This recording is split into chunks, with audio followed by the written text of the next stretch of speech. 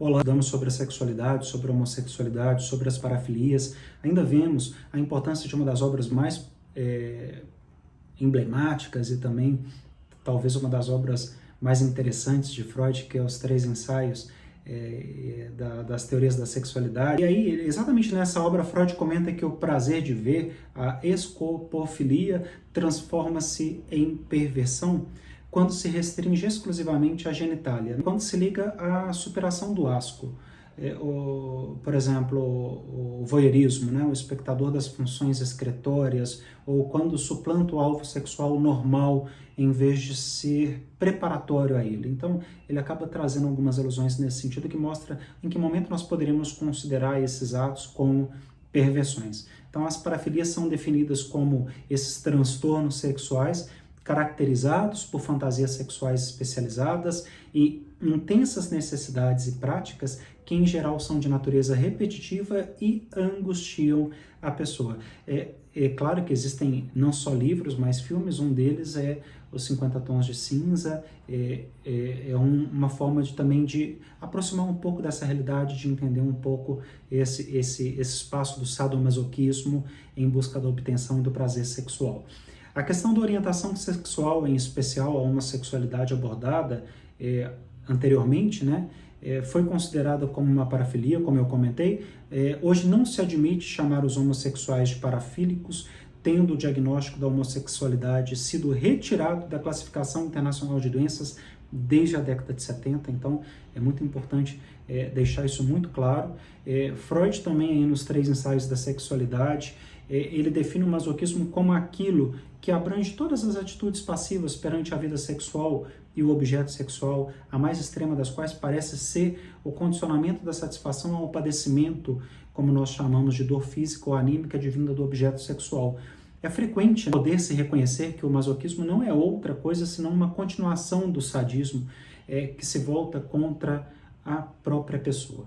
Nesse sentido, Freud faz do parsadismo e masoquismo a expressão mais eloquente da erotização da pulsão de morte, ou seja, a fusão de duas pulsões. A erotização da dor entra nesse sentido, nessa fusão, e muito provavelmente o perverso, atento a um prazer determinado, pode confundir o desejo com a dor. Como o próprio Freud acabou sublinhando para a gente, não era absolutamente rigorosa, uma grande extensão em psicanálise que levaria erradamente a tomar o termo sadismo como sinônimo de agressividade. Não quer dizer que seja só isso. Este uso do termo é particularmente nítido nos escritos, por exemplo, de Melanie Klein, quando ela fala aí dos instintos sádicos do bebê, né, em relação à mãe. Então também a gente vê uma retomada, uma reapropriação do termo num outro contexto, em que fala um pouco desses instintos de agressividade em relação ao objeto amado. Então, o sadismo e o masoquismo, ao que tudo indica, eles estão intimamente associados, não apenas por sua complementariedade, porque um inflige, o outro é infligido, como também pela presença de fantasias sádicas em 30% dos masoquistas. Então, sadismo refere-se, de fato, às fantasias, impulsos ou comportamentos sexuais que envolvem atos reais, ou seja, eles não são simulados, os quais o sofrimento psicológico ou físico do outro é sexualmente excitante.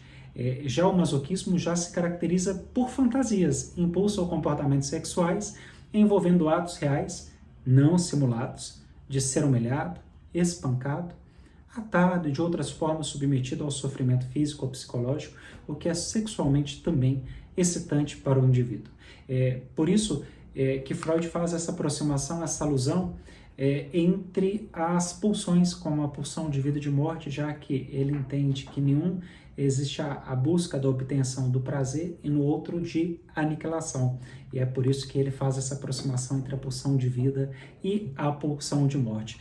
E para finalizar essa série de vídeos, existem muitos escritos de Freud sobre a sexualidade. Esses escritos são extensos, existem muitas contribuições a esse respeito, muita coisa que nós podemos de fato aprender em torno desse assunto. Era importante pincelar alguns deles, principalmente aqueles que são considerados muito mais polêmicos, já que nós não estamos ali em busca de identificar a origem ou a orientação sexual dessas pessoas, mas a escolha do objeto, né, através da investigação. Nós não estamos dizendo que esse comportamento é anormal, nem que esse comportamento é um comportamento neurótico, muito pelo contrário, como nós vimos ao longo desses últimos vídeos, esse estudo distancia claramente, a própria psicanálise distancia claramente a homossexualidade das parafilias, deixa claro as parafilias